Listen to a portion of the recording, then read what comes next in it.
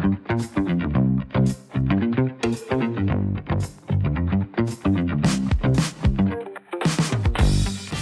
everyone, I'm your host Neha and you're tuned into Durian Dreaming, the show that brings you extraordinary stories from seemingly ordinary experiences in Indonesia's fast-paced market. Let's dive into today's conversation with another inspiring guest. What happens when fashion meets innovation, luxury, and a fierce loyal community? You get Modinity, Indonesia's most iconic modest fashion brand that's redefining style for the modern woman. Founded in 2016, Modinity actually started as a passion project and has grown into a full-blown fashion empire. Think beautifully designed bags, hijabs, accessories, even footwears. From the streets of Jakarta to the world stage, Modinity proves that modest fashion can be bold, stylish, absolutely unstoppable. I'm so excited to welcome the young and dynamic founder behind this Modinity group, Linda Anggrea. Hi, Linda. It's such a pleasure to have you with us on Durian Dreaming. Hi, Neha. It's a pleasure to be here also. Thank you for inviting me. It's a pleasure, Linda. So tell us about Modinity. What makes it so special? So, Modinity is a fashion and lifestyle group that houses several brands, including Button Scarves, Benang Jarum, Nada Puspita. We have also Zytadelia, and also we have one beauty brand, which is Button Scarf Beauty. What makes Modinity special is that its ability to blend modest fashion with the global trend while maintaining a strong brand identity. So it's all started with one single brand, Button Scarf, 9 years ago. I started it in my living room because I thought that no brand is doing seriously for scarf as a main category. So I started it with Button Scarf, and then quickly our customer responded really well with the assortment product that we offer them, and they want it all 360. That's how Button Scarf becomes like a fashion and lifestyle that has it all now. We are having the product ranging from scarf, accessories, apparel, including also bag and shoes.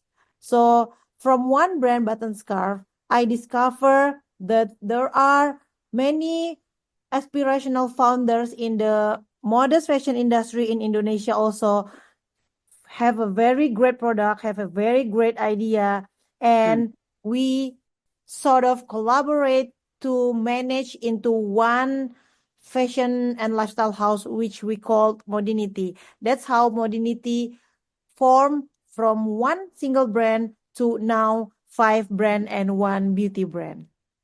Wow, very inspiring story. So you started this in your living room because you found a gap. And there was no other brand who was doing modest fashion, like hijabs or scarves. Yeah. And Button Scarf was the first one under the Modinity group? Yeah, I started it as a single brand, but when we grow the business, there is more needs from various customer segments. On the 4th year of growing the business, we founded another brand called Benang Jarum, which focus on apparel. And later on, also, we met each other with the fellow entrepreneur who also trying to raise a modest brand. So instead of competing and not knowing what to do, so we sort of gather the power together to create a fashion house that can run together with a differentiation of each brand so that we can service our own market in each category of every brand. So tell me something, Linda. When you started this business, you must have been younger. Yeah. Did you find that a lot of people do not take you seriously? I mean, were they like, who is this young kid trying to build a fashion brand? Yes, of course. At first, like not only people from outside, me, myself also actually doubting myself whether I can do it or not. But at that time, I was so curious, and I think the only way to know whether I can do it or I cannot do it is to try. There is like I'd rather fail, but I tried than later on regretting that I didn't try something. And turns out that our customer really loved the product from the first day. It's because at that time I was like the me myself was the examples of the target market. So Hmm. I developed the product really from my heart, really from the customer point of view also. So for example, if I want to have a customer that is the behavior is like me, what I would like to have, what color I would love to wear, how Hmm. comfortable the standard of the product would be, how nice it is, how's the pricing. If I price it this way, would I be able to afford it? If I, for example, make the price point like this for the quality, is it comparable between the price and the quality? So I use myself as a test to the market because Hmm. I am myself also the customer. So, Linda, can you recall any incident or any story when you started the brand, you felt that the people were not taking you seriously? When I remember that, because I'm also like a first time entrepreneur, right? So Yeah. everything is about trial and error. Like there was so many first time, like first time pitching to the mall and all. Hmm. So when I first trying to put button scarf into an offline physical experience, I Right. had to go to many pitching to the landlord in every mall in Jakarta City. Okay. And when I when they met me, they were like, "Oh, who are you?" When I introduced myself, that I'm the founder and I'm the one who run and lead the company. They were like quite skeptical. Uh, from their face, I can tell that they were like a bit shocked because they they didn't, maybe I wasn't representable enough because I was young and Yeah. carry such a big brand. And but when I try to do the pitch, and then finally they understand that, they said that I might be young, but I have a old soul because, like, you know, I started to work actually from when I was in high school.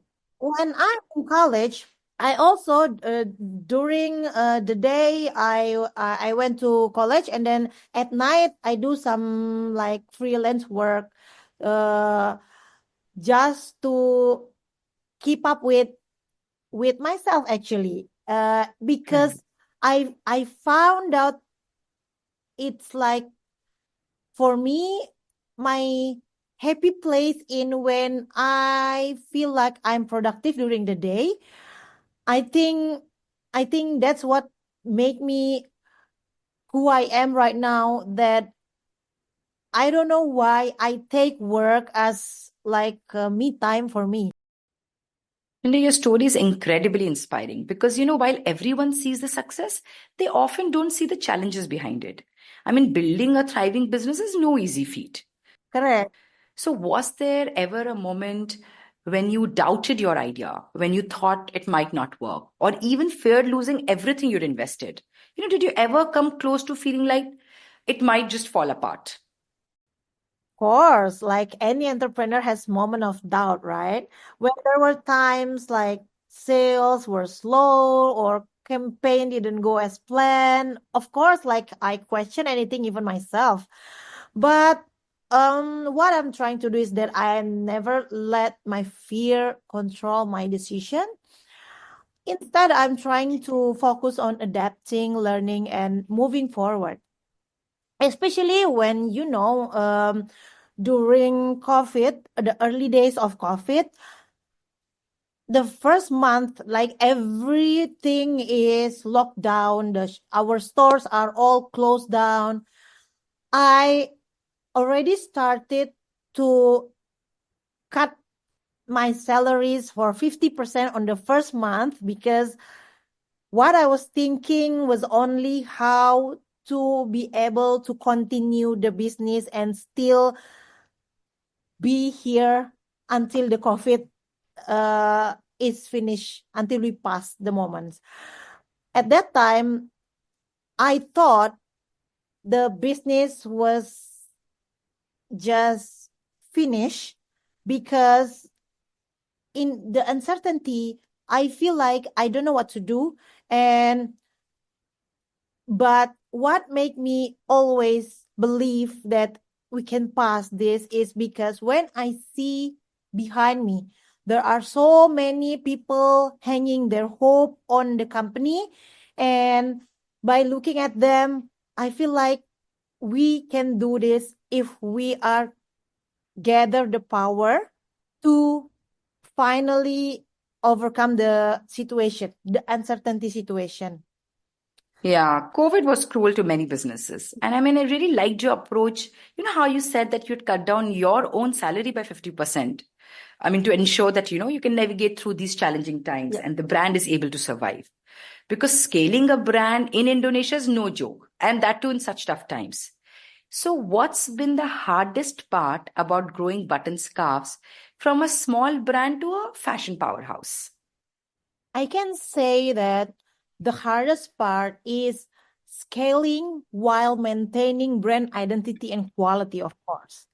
Mm. As we expanded, like now we also be present not only in Indonesia but also in Malaysia, we Yeah. really had to ensure that Button Scarf and other brand is remain strong with their own identity.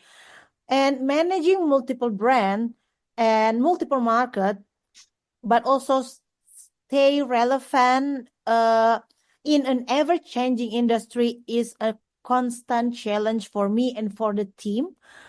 But that's also what makes the journey is exciting. Right. That's such a great insight, because balancing multiple brands and markets while staying true to what brand stands for, its quality, is no small feat. But when you think of the fashion or beauty industry, we often imagine it as a very fun and glamorous industry. Behind the scenes, though, it's serious business. So, did you ever struggle to be taken seriously as a founder? Of course, yes, like fashion and beauty, when people see it's all about the fun, they always like, I want to be you. Look at you every day, like new clothes. Every day you are looking fabulous. Fashion in beauty industry, but actually it's a complex business requiring financial strategy, supply chain management, and also so many complex things behind the scene that we as a customer, maybe as a people outside the industry, didn't even imagine about it. And it took time to break the stereotype and prove that we're building a real serious business. It's like just another, not just another trend-based brand, because on our 9 years, we continuously grow strongly and improve our product assortment better every year. Our quality, we try to be able to compete with the global standard product, so that even though, as you see, Indonesia is a very large country, when we see every global brand, every Western brand that comes into Indonesia, they will be succeeded because of the nature of the population. It's so big. So for us, in order to be able to compete in the market, to have the market share, it Hmm. we have to really take it seriously and operate just like other global companies, to always be able to give the right quality, the right timing, the right product on the right time. Okay. And what was the toughest no you ever received from an investor or a partner? And how did you turn it into a yes? Can you recall any incident? The toughest no actually was during our first day to turn the business from online focus to offline, to have a physical store. Mm. Like almost every single day I do a pitching to a landlord, and then like almost everybody turn us down. They say that your brand is not ready to be uh to have the presence in our shopping mall, because this floor is specifically for international global brand. Your assortment is not big enough. Your customer is not big enough for us. But at that time, it was also what give me the spirit to prove that they are completely wrong. And until finally we had one shopping mall that agreed to give us the space, I really want to prove it that we are a traffic puller. And just on the first day, our store opening, like there were people, our customer that came even before the shopping mall opens. Oh, and which shopping mall was this? It's like it was 2018 Jakarta FX Sudirman, the a mall with with they are a group of Plaza Indonesia Mall. And since then, so many traffic coming to our store, making like the journey completely flipped. From that moment, we are sometimes like even invited to be in a shopping mall, because we already proved that we have a robust customer presence. That's such an inspiring story. Now tell me, Linda, did you ever have a moment when you thought about quitting? And what kept you going through those tough times? Like there were so many tough days, of course, but to think about quitting, actually, I never seriously thought about that, because what stopped me thinking about quitting is because the Mm. people who believe in the brand, and our team, our customer, my family. Whenever I got tired, whenever I see their face, it makes me come back. It makes the spirit within me alive again. And I believe that if I don't contribute to the industry, who else will? So there has to be someone, like someone homegrown, to grow the brand, that one day in the future, fashion house from Southeast Asia also can thrive in the global presence, hopefully. That's truly powerful.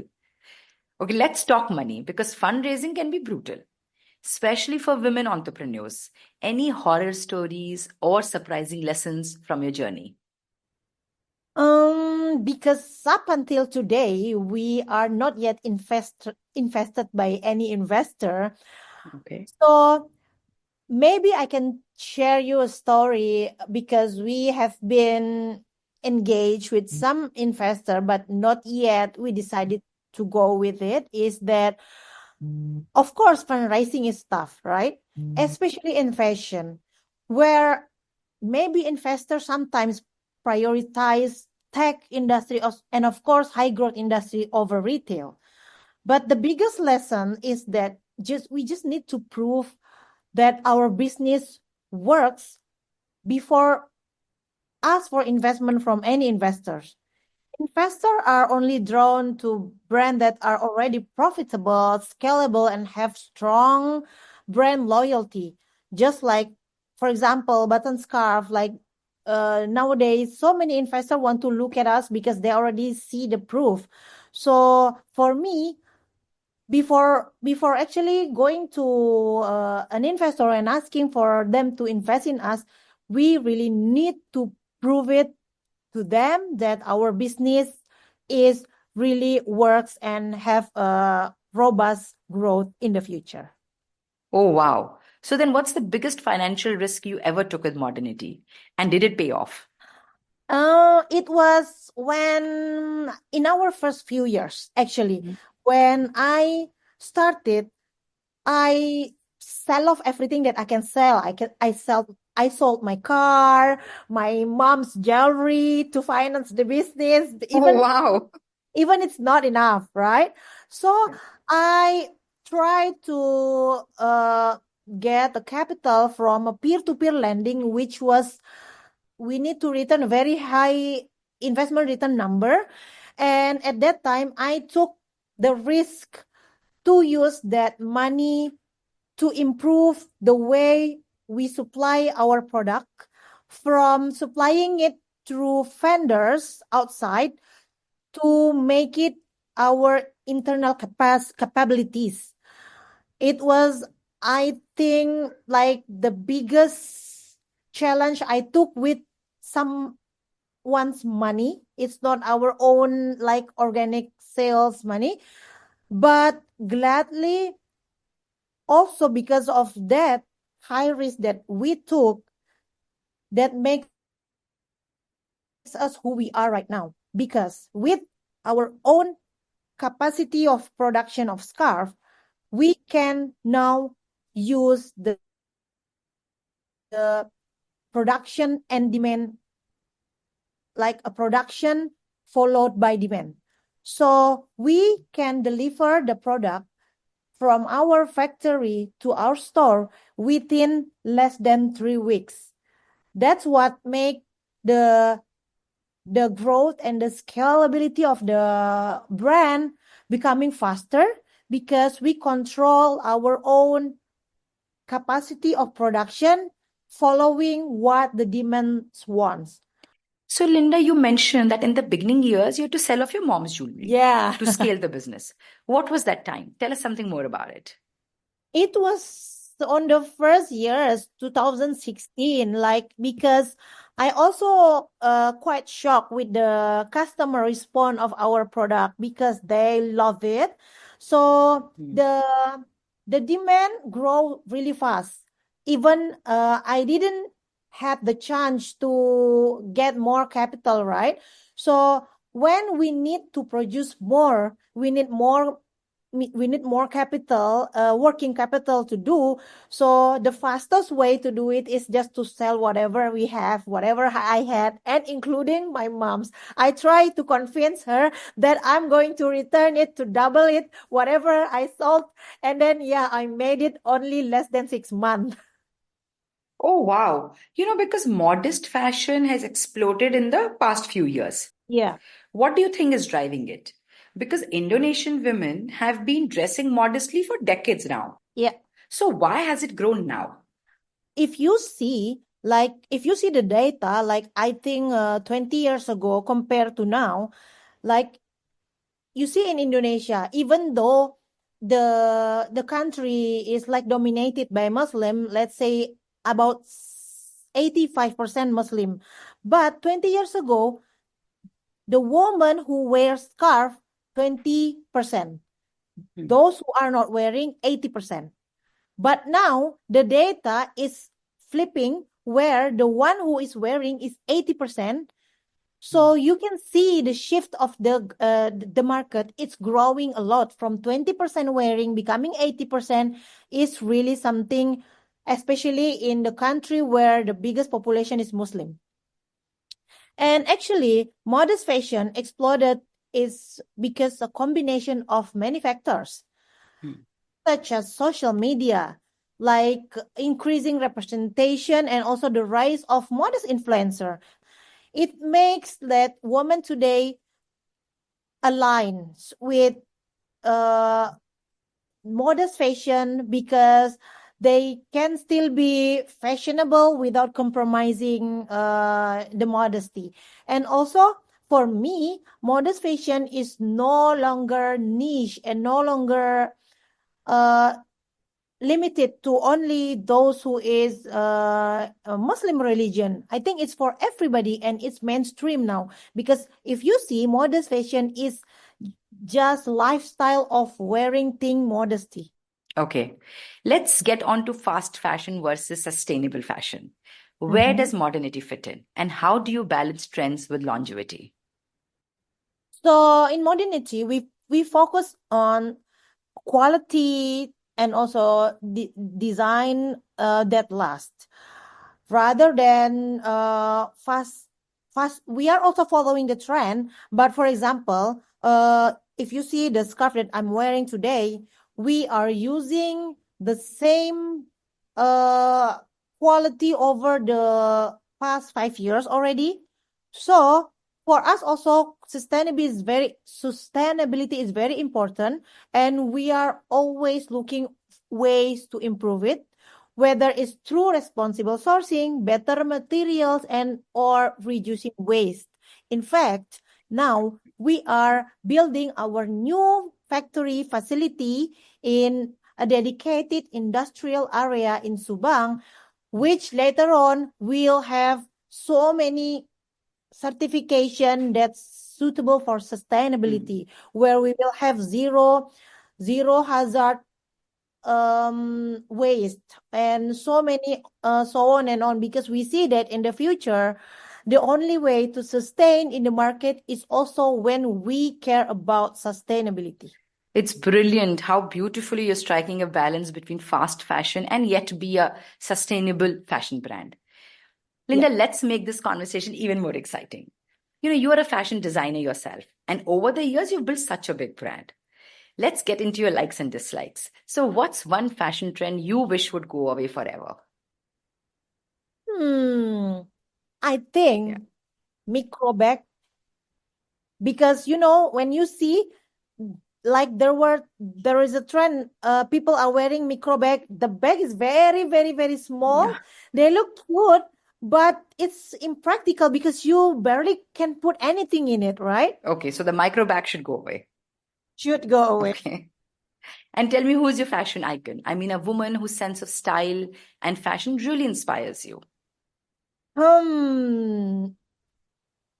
I really like the way Kate Middleton put fashion Okay.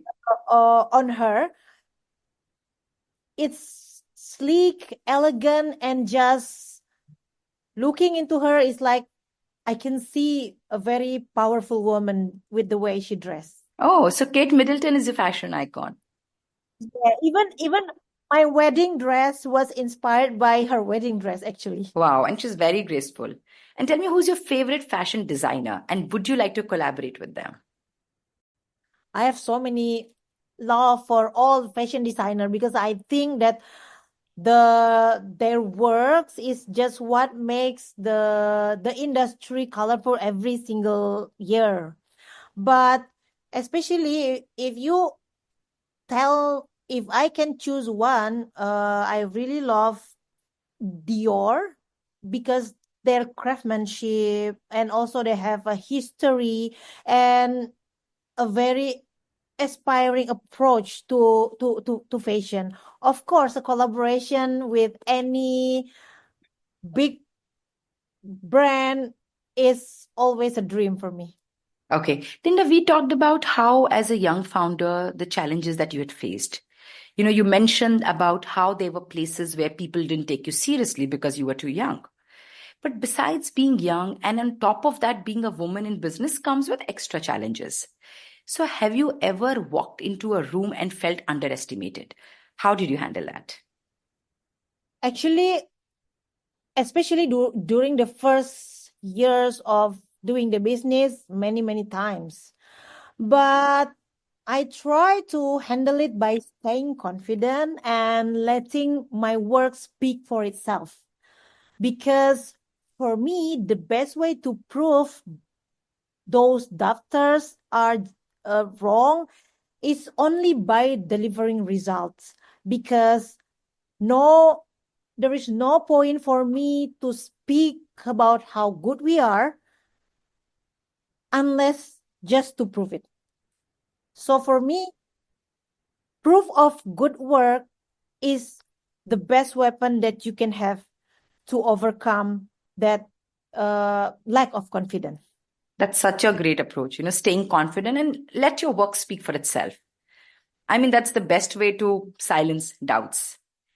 And what's one piece of advice you would give to women who want to start their own business but feel like they don't fit the mold?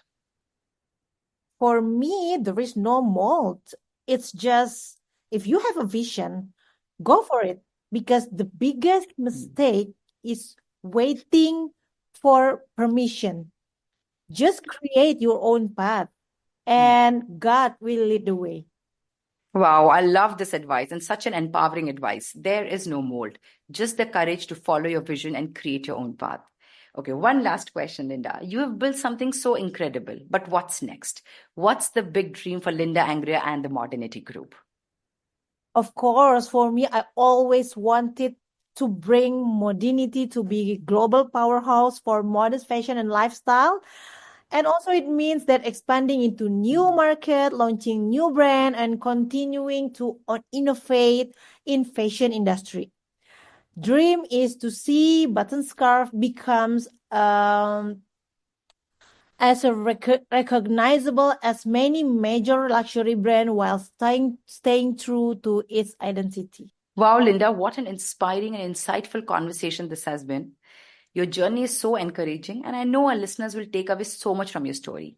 Here's wishing Button Scarves and the entire Modinity Group even greater success in the future, and hopefully stores all around the globe. Thank you so much for taking the time to join us on Durian Dreaming. It's been an absolute pleasure, Linda. Very much, Neha. Bye-bye, Durian Dreaming. Thank you, Linda. Bye-bye. And that's a wrap for this episode of Durian Dreaming. I hope today's discussion sparked some new ideas for you. Don't forget to subscribe, share your thoughts, and stay tuned for more exciting stories.